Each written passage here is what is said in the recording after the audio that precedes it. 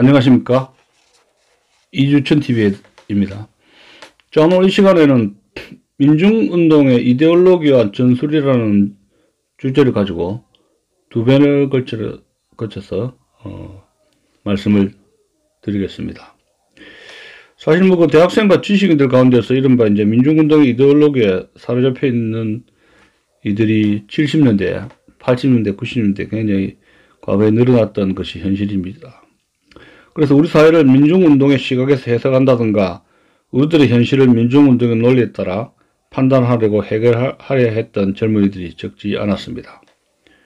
이를테면 우리 사회 구조가 지배계급과 피지배계급 또는 착지계급과 피착지계급으로 이루어져 있고, 전자는 악의 세력으로서 역사의 가짜 주체이며 후자는 선 또는 의의 세력으로서 역사의 주체라고 본다든가, 현재 우리 현실은 이 두 편 중 선의 편이 몹시 억압받고 착지당하고 있는 터이니 이것은 아주 비인간적이요, 따라서 이러한 모순은 지양 극복되어야 마땅한 바, 이 일은 누구보다도 각성된 민중들에 의해서 수행되어야 하며, 이들을 위해서는 이 구조를 유지하려는 세력, 특히 집권 세력을 타도하고 이를 밀어주고 있는 외세, 특히 미국을 축출하는 일이 당면 목표가 된다고 주장한 적이 있었습니다. 혹은 통일 문제와 관련해서 민중은 통일을 바라보고 있는데 지배층과 제국주의 미국이 기득권을 상실하기 싫어서 이를 막고 있으므로 민중들이 연대를 이루고 이들을 축출하고 북쪽의 인민과 손을 잡아서 민족을 통일하면 되리라는 주장입니다. 혹은 국채 문제와 관련하여 민주주의란 국민의 다수를 차지하는 민중들이 스스로 통치하는 것이므로 직접성을 배제하고 있는 제도적 장치들을 모두 헐고 민중들의 직접 참여가 가능한 형태를 표상하며 참여민주주의 또는 민중민주주의를 외치고 있었다는 겁니다. 혹은 경제적으로 자주적 민중경제 체제의 수립을 표방하면서 공장에서는 노동계급이 공장평의회를 기반으로 하여 생산을 통제함으로써 노동계급 자신이 생산의 주도자가 되도록 해야 한다든가, 농촌에서는 농민들이 자신들의 민주적 조직으로서 협업 농장을 조직해야 한다는 등 구체적인 사회 모델들도 나타난 적이 있었습니다. 이런 것은 모두 소비에트 체제, 즉 노동위원회 체제에 속하다고 볼 수 있습니다. 공장이나 토지 등의 생산 수단은 공유해야 하고 재산은 개인적인 것이 아니라 사회적인 것이며 개인이 재산을 가지려는 소유욕은 악이라고 주장하기도 했습니다. 이와 같은 생각이나 주장들은 비단 운동권 학생들과 민중운동 일원가들에게 국한되어 있는 것이 아닐 것입니다. 교정에서 데모가 벌어지고 있는 시간에 거기에 참가하지 않고 조용히 강의를 듣는 학생, 도서관을 드나들며 면하게 열중한 학생들 중에서도 같은 사고를 하는 이들을 자주 목격했던 겁니다. 우리들의 오늘의 사회를 지배와 피지배 또는 착취와 피착취의 양분법적 도식으로 파악하는 것이 과연 정당한 것입니까? 선과 악이란 사회의 어느 한 계층의 독점물인가요? 민족이라는 것이 한 사회 집단의 일부 계층의 연대로서 이루어지며 하나의 대집단을 두 적대적인 집단으로 갈라보게 하는 것이 민족을 참으로 위하는 것입니까? 평의회 또는 평의원 모델은 자유주의적 의회민주주의의 대안으로서 적당한 것일까요? 소유 또는 재산의 사유를 제약시하고 부정하면서 자유 그리고 민주주의를 주장할 수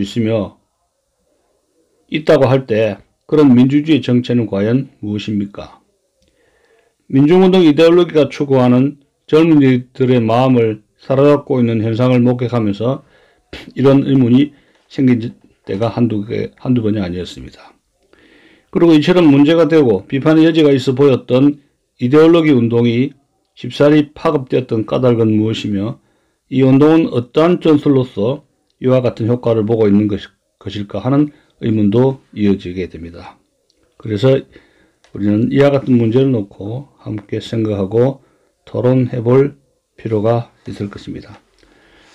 자, 그럼 본론 주제로 이 강좌에서는 민중운동의 이데올로기에 대해서 말씀을 드리겠습니다. 민중운동의 이데올로기입니다. 자, 일반적인 특징을 말씀드린다면 민중운동의 이데올로기의 특징을 살피고 앞으로 논의를 할 수 있기 위해서 직접 몇 대표적인 민중운동론자의 말을 살펴볼 필요가 있습니다.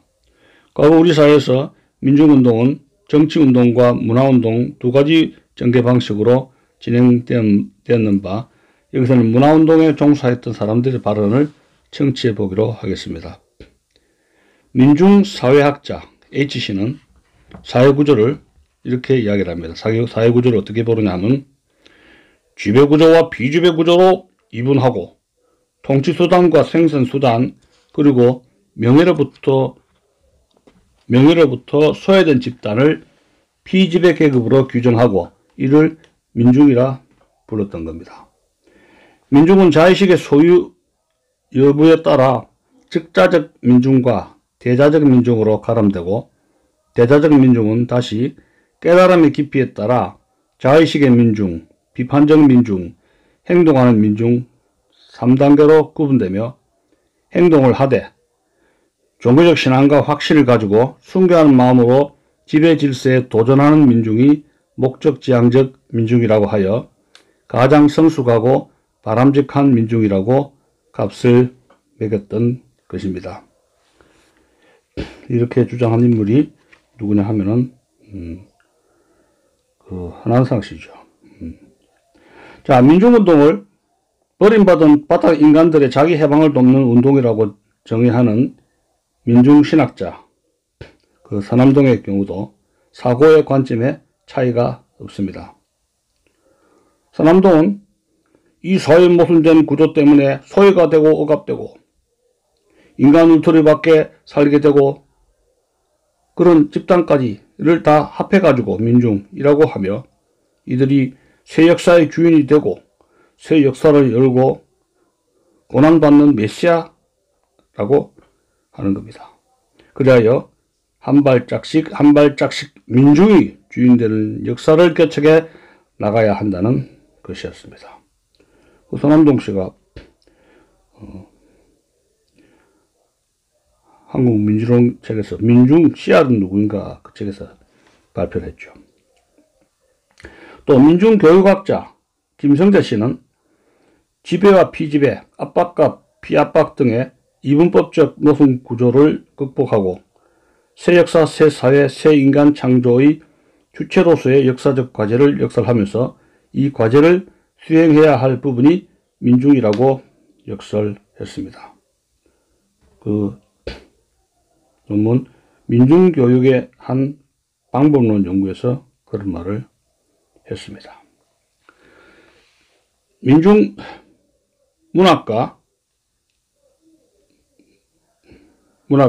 K씨는 민중운동의 한 프로그램으로서의 민중문학의 일감을 이렇게 말합니다.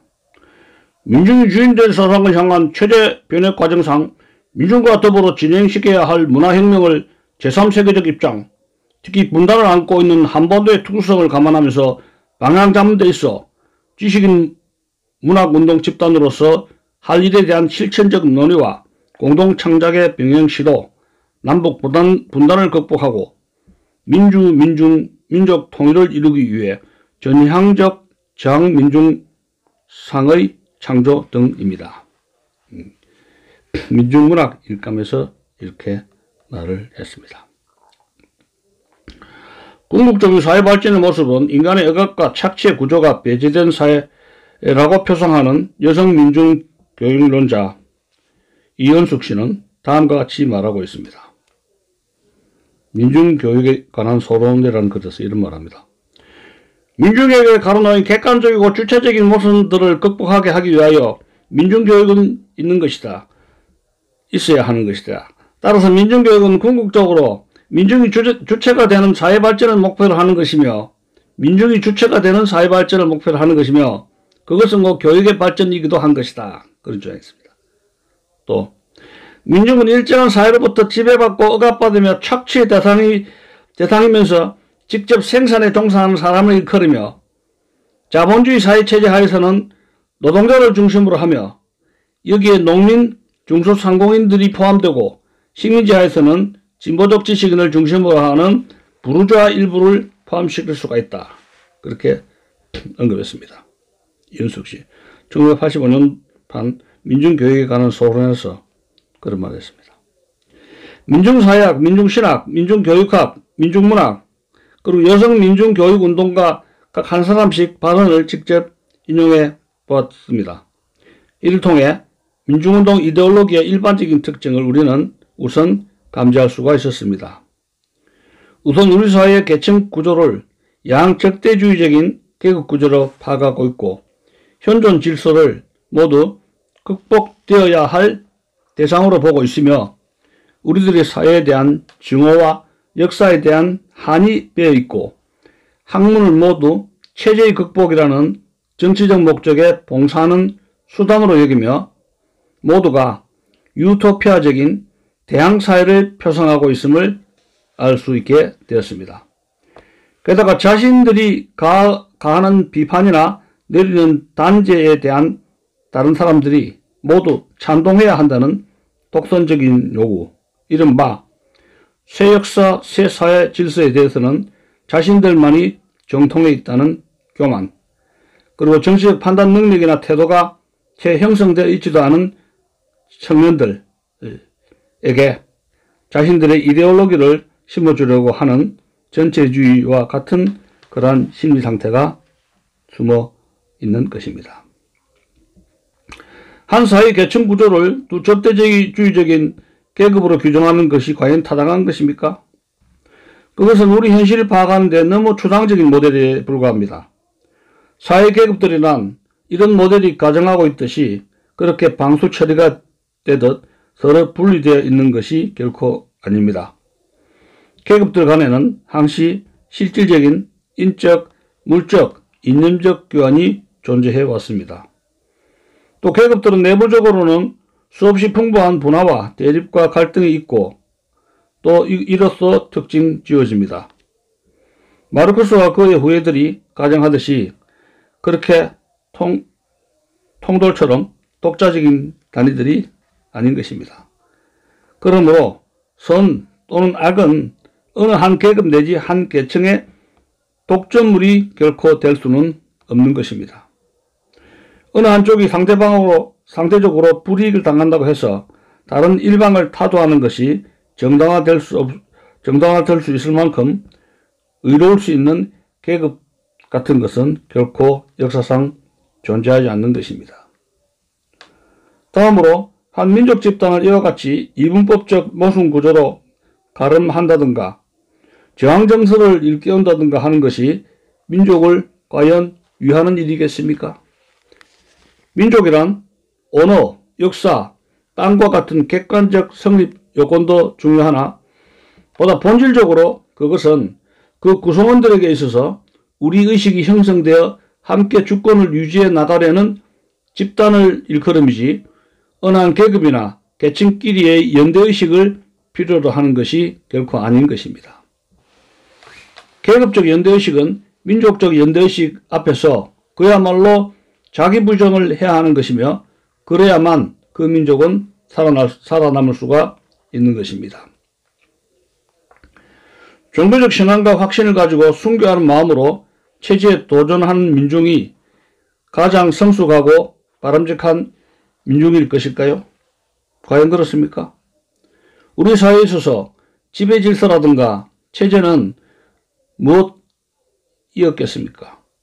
그것은 근본적으로 자유민주주의 체제요, 자유로운 헌법 질서인 것입니다. 그렇다면 그 질서에 도전한다는 것은 자유로운 헌법 질서 안에서의 삶을 부정하는 것이라고 볼 수가 있습니다. 자유를 떠난 삶을 바란다는 것인가요? 개인의 삶이든 민족의 삶이든 그것은 자유 안에서의 삶이어야 할 것입니다. 자유를 떠난 삶은 도덕적으로나 정신적으로나 죽은 삶이기 때문입니다. 민족 통일을 위해서 저항민중상을 창조하는 것이 문학의 일감이어야 합니까?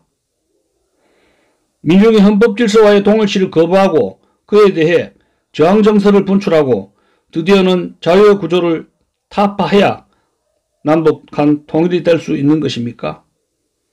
정상적으로 사고해볼 때 그때는 통일도 불가능하거니와 대한민국에서 사는 사람들의 자유만 상실하고 말 것이라는 결론이 나오게 됩니다.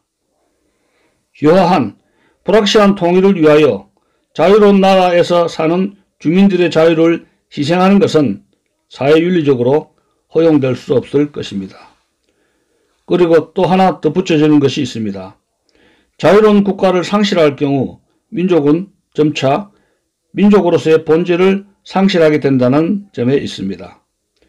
민족의식에는 자유의식이 속해 있는 것입니다. 끝으로 민족민주주의와 그 제도적 표상으로서의 평의회 또는 평의원 시스템은 과연 이상적인 정치 모델이 될 수 있을까요? 민주주의 이론은 민중이 이성적이라는 신념, 즉 민중이 온갖 중요한 문제들을 이성의 힘으로 합심해서 결정하고 처리할 것이라는 확신을 전제로 하는 것입니다. 만일 민중이 천성적으로 모두가 이성적이라면 만일 민중이 진실로 개개인의 마음속에서 보편적인 관심들을 먼저 추구하는 존재라면 그리고 또 만일 온갖 중대사들을 다룸에 있어서 언제나 합의가 나올 수 있다면 그때는 민중민주주의도 인간사회에 이상적일 수 있는 하나의 헌법이 될 수 있을 것입니다. 그러나 민중에서 이성은 편제되어 있고 그마저 타락할 수도 있는 것임을 겪어온 사람들, 바로 민중들에게서 비이성적인 것이 더 잘 퍼져나갈 수 있음을 보아온 사람들, 민중이 쉽사리 민중선동가들에 의해 굴복한다는 것을 역사를 통해서 배운 사람들이면 민중민주주의에서 자유민주주의적 의회 정체를 대신할 수 있는 마땅한 대안을 기대할 수는 없을 것입니다. 자, 그렇다면 사회 상황에 대한 해석 방식을 봅시다. 민중운동가들은 우리의 사회경제적 현실을 극히 부정적으로 해석하고 이것을 역시 극복되어야 할 질서라고 말하곤 했습니다. 현실의 문제 상황이 모두 독점 자본이라는 구조학 때문이라고 단정했던 적이 있고 그러면서 반자본주의적 이념을 형성시켜 왔습니다. 이를테면 정호경 씨는 생활공동체 운동이라는 하나의 사회운동 모델을 제안하면서 이를 밥을 제대로 먹고 말을 제대로 하기 위한 운동이라고 규정하고는 다음과 같이 말하고 있습니다. 밥의 독점 현상은 극에 이른 듯 보이며 따라서 소수 강자들에 의해 강제로 빼앗겨온 기층 민중들의 민생 문제는 참으로 심각합니다. 국내 독점 자본이 농민 노동자의 밥을 가로채기 때문에 밥을 나눠 먹을 수 없게 되는 것입니다. 밥을 나눠 먹지 못하게 하는 구조학은 국내외 독점 자본입니다. 이렇게 이야기했습니다. 생활 공동체란 무엇인가? 개인 결의 인류를 위하여 그 칼럼집에 공동체 문화 제3집에 그런 말을 했습니다. 사회 상황에 대한 해석이 얼마나 일방적으로 부정적입니까? 우리가 이 칼럼을 통해 잘 알 수 있죠. 여기서 우리는 민중운동론자들의 그 도덕주의가 얼마나 현실과 동떨어지고 무책임한지를 알려주는 또 하나의 예를 볼 수가 있습니다. 그들은 극복되어야 할 질서라고 하는 이 현실을 추구되는 질서라고 하는 이상과 비교할 뿐 바로 이 추구되는 질서를 구현하기 위해 이미 실제하는 시도들과 비교해보는 일이 전혀 없습니다. 예컨대 자유주의적 시장경제 사회에 대해서는 평등의 결의를 질책하면서 이 평등이란 이상을 실현한다고 주장하는 계획경제적 사회주의 사회에 있어서 불평등이 지향되어 있지 않을 뿐만 아니라 그곳 사람들에게는 자유가 발달되어 있다는 사실은 전혀 도외시하는 것입니다. 더불어 이와 같이 또 주목되는 것은 함께 이겨나가야 할 대상으로 독점 자본을 드는데 멈추지 않고 우리 안에 도사리고 있는 소유욕도 극복해 가야 할 악이라고 말하고 있는 것입니다. 따라서 밥을 나눠 먹는 일을 방해하는 악과의 싸움은 이중싸움일 수밖에 없습니다. 착취구조학과 각자 안에 있는 소유욕과의 싸움이 같이 이루어져 나가야 합니다. 이런 말하고 있어요. 민중운동론자들은 이처럼 소유욕을 악이라고 보는 성향들이 있고 소유 또는 재산은 개인에 의하는 것이기보다는 공동에 의하는 것이어야 한다는 목소리도 자주 들렸던 겁니다. 개인 소유보다는 공동 소유를 앞세우고 개인의 사유보다는 공유를 주장하는 것입니다. 심보경, 심성보 씨는 문화도 공동 소유할 것을 주장하고 심상보 씨는 분단 상황과 교육의 비인간하다는 그런 자담회에서 그런 말을 했습니다. 주장하고 같은 문맥에서 또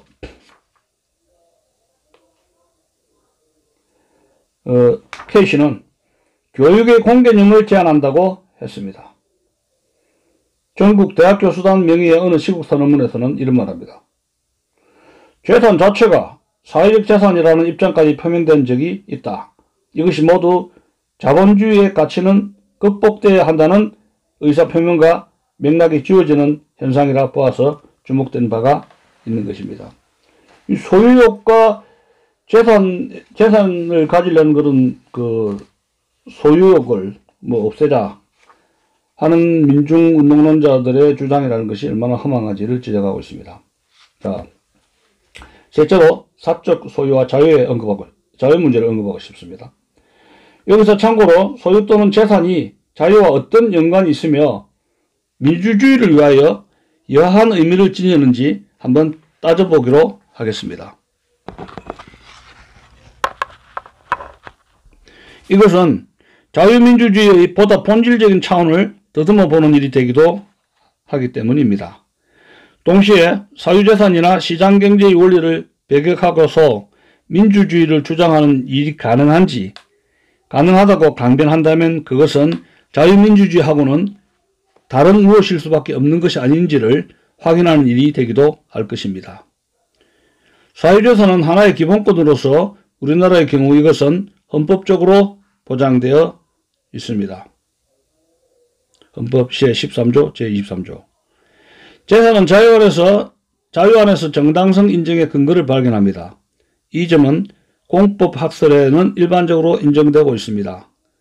그러나 재산과 자유의 관계는 법률학적으로 받아들여지고 있는 것보다 훨씬 더 밀접하고 본질적인 것입니다. 사유재산은 자유가 갖는 많은 가능한 도구들 중에 하나에 그치는 것이 아닙니다. 그것은 본질적으로 일면 스스로 자유인 것이고 다른 일면으로 자유 그것을 의미 있고 유용하게 만들어주는 가치인 것입니다. 자기 자신의 노동과 자기 자본의 투자와 이에 더하여 저축된 자기 능력에 의해서 창조된 것은 재산으로서 확보되는 것이요. 이것은 자유민주 체제에서만 보호될 수가 있는 것입니다.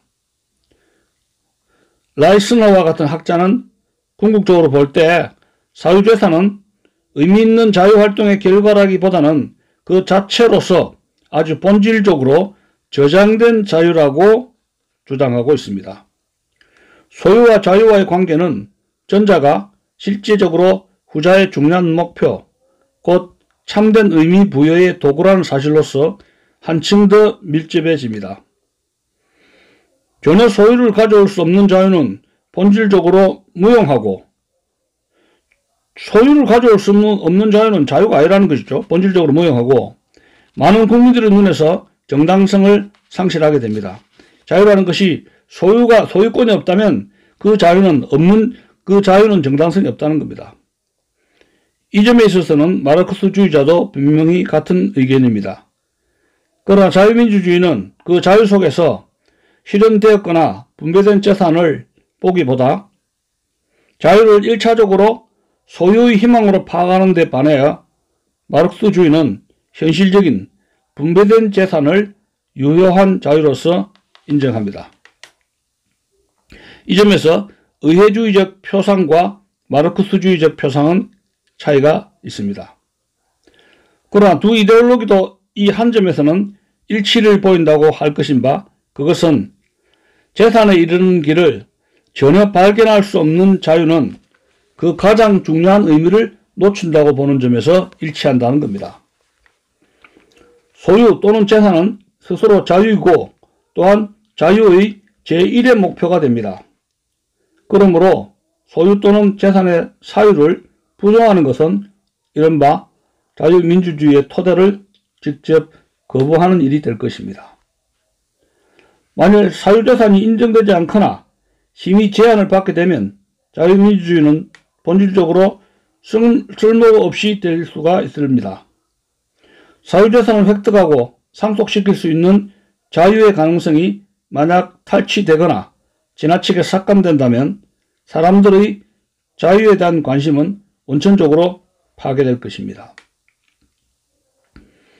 자유와 사유재산 제도 사이에 밀접하고 본질적인 관계가 성립한다는 것은 기본권 목록 중에 각 개별 자유권을 관찰해 봐도 잘 알 수가 있습니다. 자유는 사유재산이라는 기초 또는 적어도 사유재산을 위한 기회가 없이는 하등 본질적인 의미를 가질 수가 없다는 것을 알 수가 있습니다. 이를테면 일에서 본 것을 소유할 수 있는 권리가 없이 직업 선택의 자유, 헌법 제15조는 무슨 소용이 있겠습니까? 번 것을 확실히 할 재산이 인정되지 않는다면 근로자의 단결권, 단체 교섭권 및 단체 행동권, 헌법 제33조죠. 이러한 것은 어디에 쓸 것입니까? 또 발행인의 사유재산이 없이 헌법 제21조인 언론 출판의 자유는 과연 무엇입니까?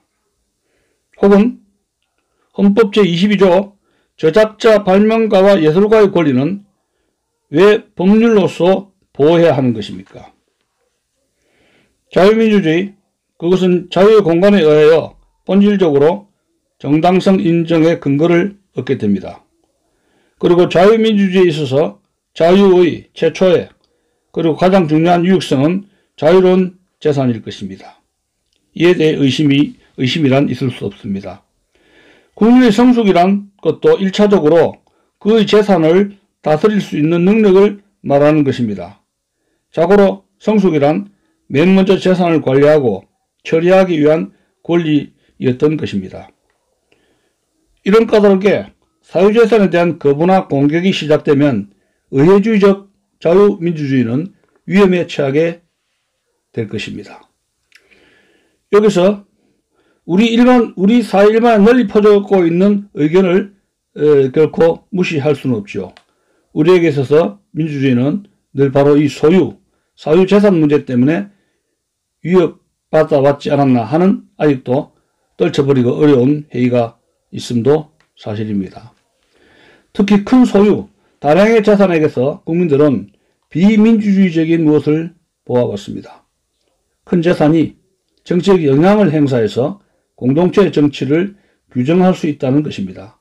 부패에 이르기까지죠. 의회민주주의는 사회재산을 보호하지만 사유재산은 불가피하게 이 국가 형태를 구성하는 자유에 대항한다고 보는 것입니다. 사유재산의 의사표시의 자유와 매체의 자유가 보장되는 질서에 있어서 정치적으로 작용할 수 있다는 것은 의문의 여지가 없습니다. 사유재산이 정치적 요인으로 권력으로 변할 수 있다는 것은 하나의 현실입니다. 사회적 불안의 일단이 이 같은 확인에서 비롯되는 경우도 있습니다. 자유주의 국가에 있어서 이것이 악몽처럼 따라다니는 것도 사실입니다. 이를테면 전쟁을 불러일으키는 군수대기업이라든가 국민경제를 위협하는 금융거물이라든가 자본에 의거해서 수상이 못지않은 힘을 가진 로비스트 등도 있다고 합니다. 그들의 행위와 그 영향력의 그 익명성을 염려하는 것입니다. 그러나 이것이 소유를 악으로 보거나 사유재산을 부정하는 논거가 될 수는 없는 것입니다. 이것은 자유주의적 질서가 수반하는 부수현상이기 때문입니다. 또 대국적으로 개선의 가능성이 있는 것이기 때문입니다. 재산이 정치적으로 작용하는 것은 사실입니다. 그러나 정치는 궁극적으로 재산의 획득보다 언제나 더 크고 강력한 것입니다. 국가 형식은 공동체의 관심이 결국에는 사적 재화보다 더 강대하고 사적 관심들은 결국에는 일반의 안녕을 위해 수렴될 수 있다는 데 기초를 두게 됩니다. 개선의 가능성은 공동체의 구성원들의 자유에 대한 의식과 자유를 위한 계획의 능력에 의해 크게 좌우된다는 점입니다. 복지국가라는 것도 이 자유를 억제하는 것이 아니라 오히려 이를 보호하는 담을 쳐줌으로써 그 전제 조건들을 마련해 준다는데 그 본질이 있다고 해도 과언이 아닙니다. 소유의 사유, 이와 더불어 직업 선택의 자유, 영업의 자유, 시장경제 등 이 모든 것은 개인의 자유의 신조를 전제로 합니다. 재산의 사유는 국민들 간의 재산의 차이를 가져오고 평등의 이념과 배치될 수 있다는 점에서 민주주의와 맞설 수도 있습니다. 그러나 그럼에도 불구하고 사유재산은 민주주의의 토대임은 확실합니다. 따라서 사유재산을 부정하면서 민주주의를 주장한다면 그것은 민주주의가 아닙니다. 적어도 자유민주주의는 전혀 아니라고 말씀을 드리고 싶습니다.